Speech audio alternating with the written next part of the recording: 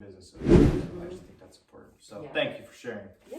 So someone comes to you, your girls come to you and they say, I want to start my own business. No matter what it is, what advice would you give them? Don't wait for perfect. If you wait for the situation to be perfect for you to launch your business, it'll never happen.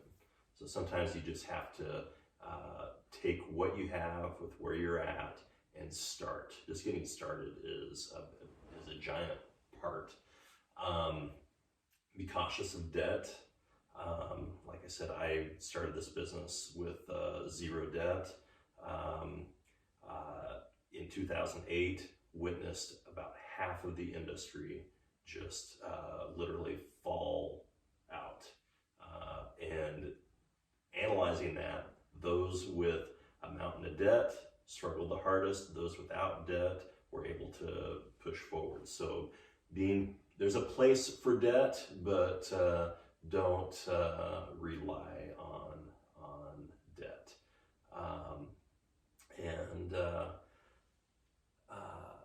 Take time to celebrate, and also, especially when I'm talking to my kids, find something that you are passionate about and can make a business around. I've got a friend who works at a car lot, and not because it was his passion, it's because it was his dad's passion, and it got handed down to him. Well, he didn't want, that makes life pretty dull if you're living something. So find your passion, because I'll tell you, with 25 years of hindsight, you better be excited about what you do, because if you're not, it only takes a few years before you hate what you're doing. So make sure you really love it, but then take that entrepreneurial spin on it. Figure out how to merge a service and personal aspect to bring it all together and make it unique and make it your own. What about you? My biggest thing would be education. Really learn, do the research of what you want to do. Totally marrying off Brian. I 100% believe, love what you're doing and make money at it. Like, that is just the perfect storm.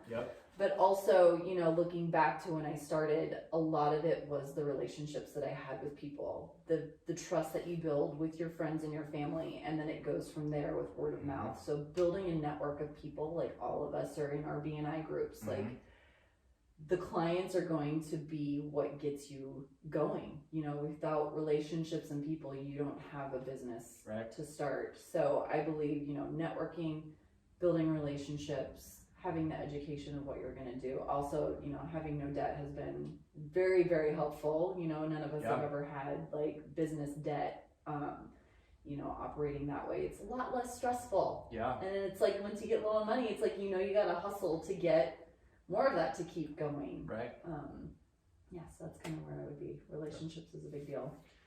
And change is, I think I've said this 5 times already, but change is constant in this world.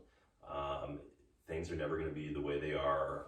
They're always going to be evolving, and figuring out, always have an eye out and be aware that what's changing, how is it changing, how can you get one step in front of that and ride that wave, as opposed to letting the tide just wipe you out. That's there's so many different examples with technology in our industry, social media, client expectations. There's always an evolution happening.